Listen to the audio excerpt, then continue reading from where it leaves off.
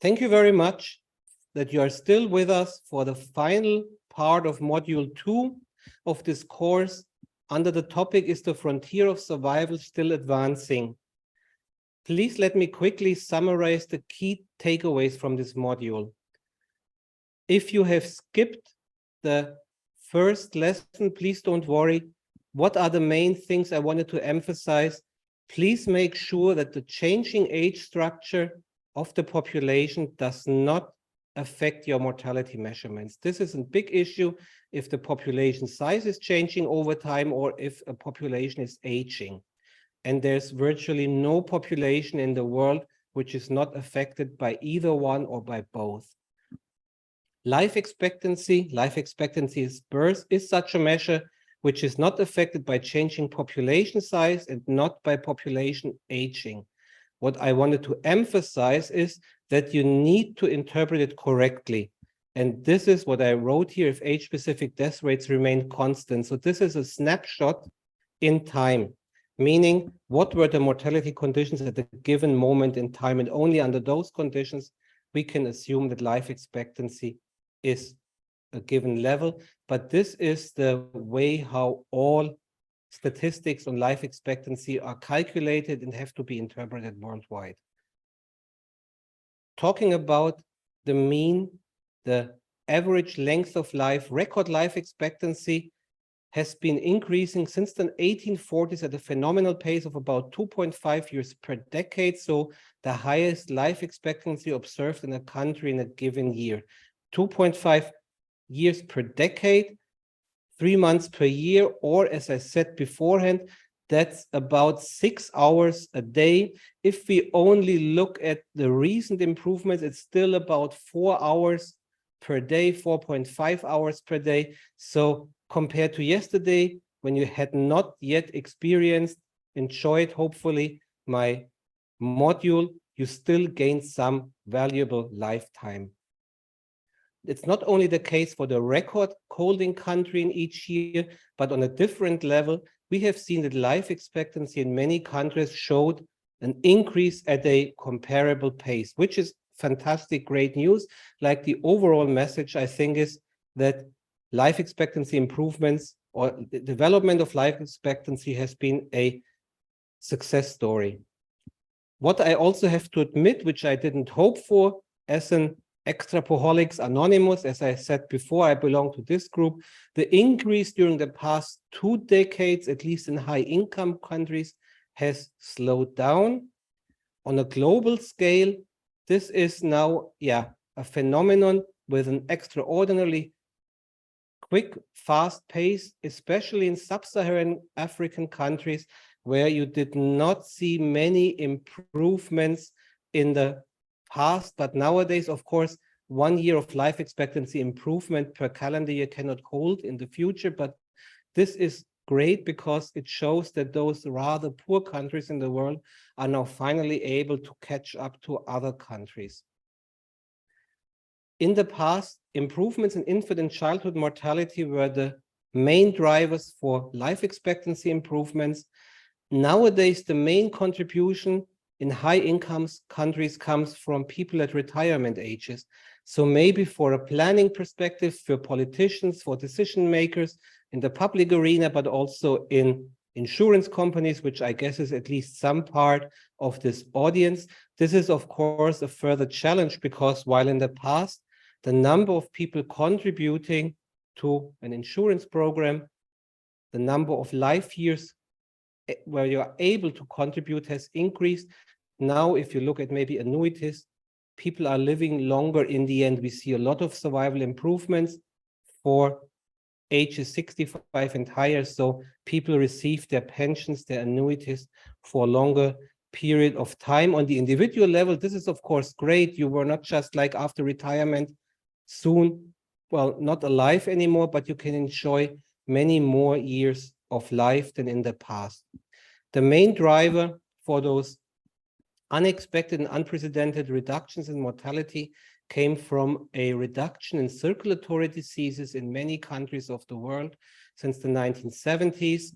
I always say it's 3 things: treatment of acute systems, preventing of acute systems to actually even occur.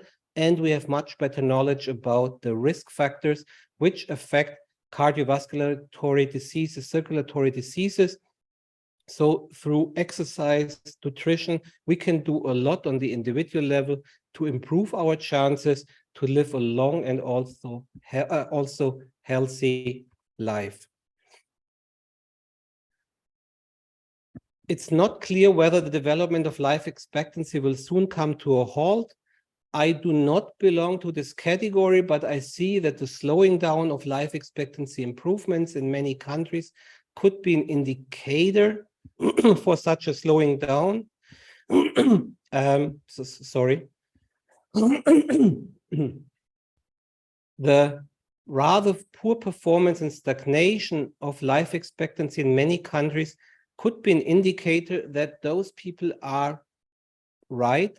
I hope it's not the case, especially if you look at Hong Kong. This is the case that which gives me some kind of hope that we are finally able to reduce mortality also for 90, 95-year-olds. We are not the most optimistic group. There's also the group of people that assume that life expectancy improvements actually will accelerate in the future. And as I said, in between are those who think that an extrapolation of trends is probably the best way to predict the future. Why? That's what it always was. Of course, sooner or later, I think life expectancy does not have infinite limits, but I also think that we are not close to those limits at the moment. Success story, generally speaking, for the average length of life, but we can also see that the distribution, the variation in the length of life has become more concentrated. So what I write down here, individuals can be more certain than ever in the history of mankind to live a relatively long life, which is great. I think another part to be optimistic, longer lives, more concentrated lives, and finally, why I think the whole story of mortality is in itself, mortality dying, this is not something great, something nice. This is something I guess most of us are afraid of.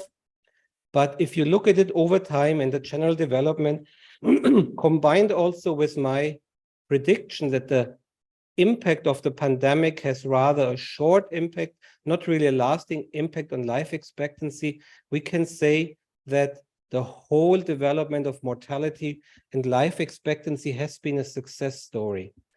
And to sum up, I would like to give you a few hints for further reading. The first book is the standard textbook on demographic methods currently employed for undergraduate and maybe also for graduate courses. So this is by Sam Preston, Patrick Evelyn, and Michel Guillot, a book which is slightly older than 20 years, but it's the de facto standard across the world. Demography, measuring and modeling population processes. This is completely unimportant for anyone who wants to do some estimation themselves.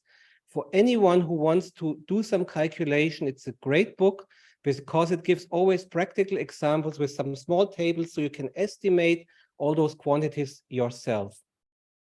If you want to read one article and one article only, I would recommend the article by Jim Oppen and Jim Vopel, Broken Limits to Life Expectancy in 2002, published in Science Magazine.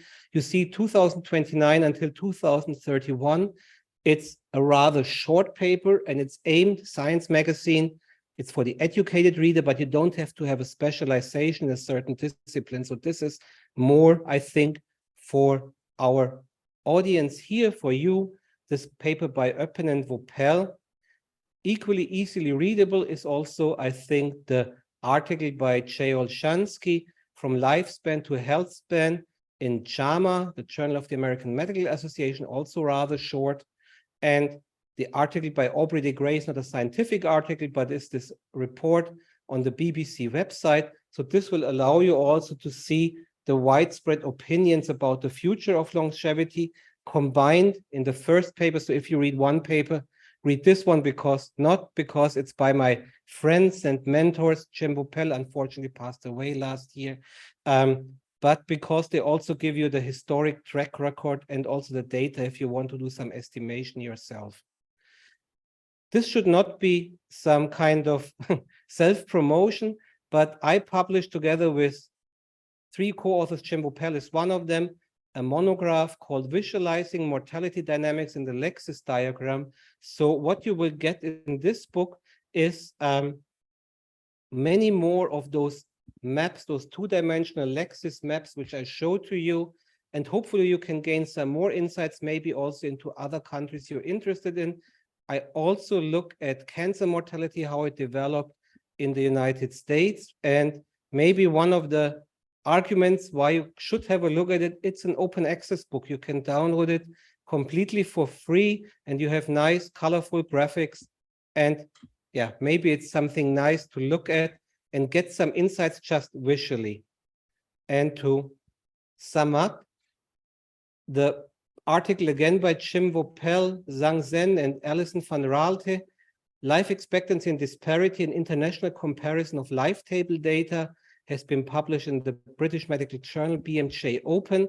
This is, I think, the trigger to many articles which have been published subsequently. The methods, this E-Dagger I presented, is nothing new. I think Voppel introduced it in 1986.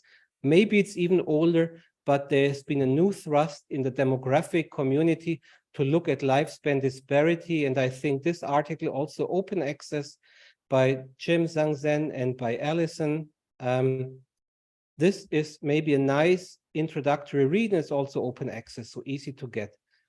If you want to read more about the United Nations, apart from the results, which can be easily downloaded as spreadsheet files, this is the document which outlines, also freely accessible, the methodology, how the United Nations estimates and projects populations, but also mortality and fertility.